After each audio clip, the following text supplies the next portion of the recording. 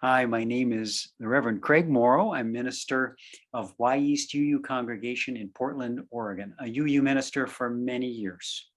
Well, for a long time, I've felt that UU experience has been an effort to give us the best that religion has to offer, while at the same time avoiding the worst through an emphasis on 7 positive principles. The inherent worth and dignity of every person, justice, equity, and compassion in human relations, acceptance of one another, and encouragement to spiritual growth in our congregations, a free and responsible search for truth and meaning, the right of conscience and the use of democratic process within our congregations and in society at large, the goal of world community with peace, liberty, and justice for all, and finally, respect for the interdependent web of all existence of which we are a part. While clearly embodying what's best, each of these principles is also antithetical to one or more features of what's worst about religion. The inherent worth and dignity of every person opposes the our people versus their people, children of light versus children of darkness, etc. Worth and dignity are here for every person with no exceptions. The second principle elaborates this into an action framework, even in cases of conflict or competing interest. Exercise justice, equity, and compassion in human relations, never their opposite, even when you disagree. The golden rule for everyone, no exceptions. The third principle is a game plan for daily interaction and a location for its practice, encouragement and acceptance. Acceptance of one another and encouragement to spiritual growth in our congregations.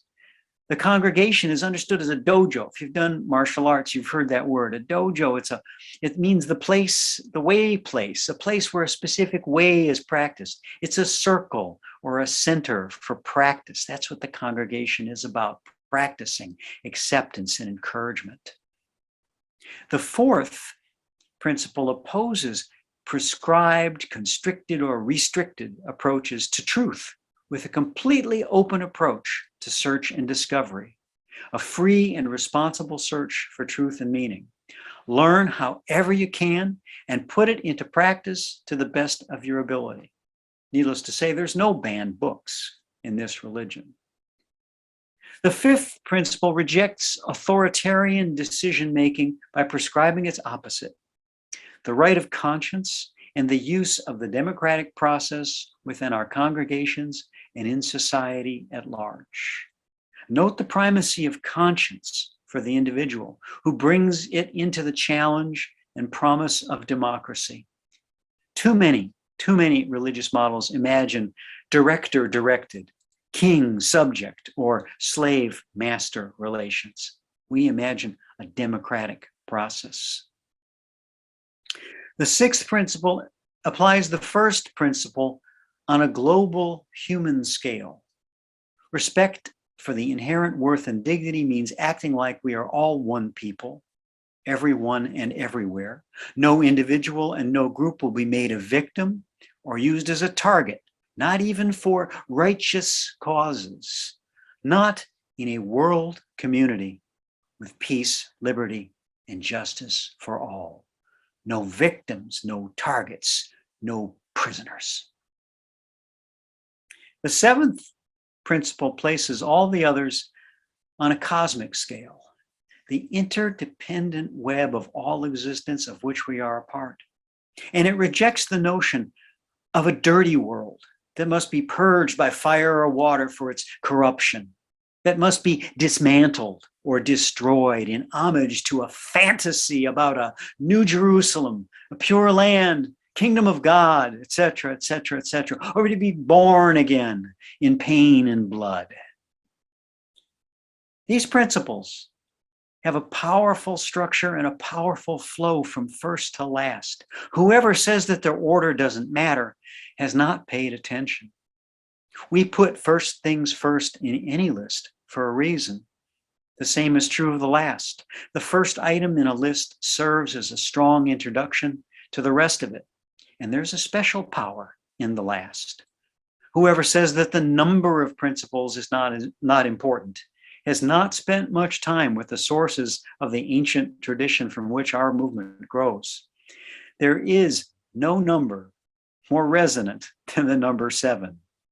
But we'll have to let that discussion rest until another time. Quick quiz. Why did I say rest after saying the number 7? How does a musical rest relate to a rest from labor? Here's another question. What should come after the 7th principle? What should come after the inherent worth and dignity of every person?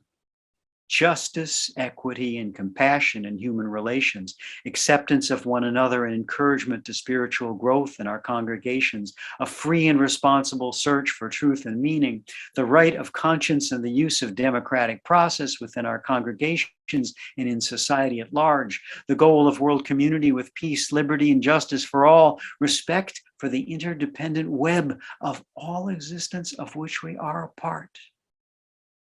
What should come after that? I think perhaps a moment of silence is in order. A rest and nothing more.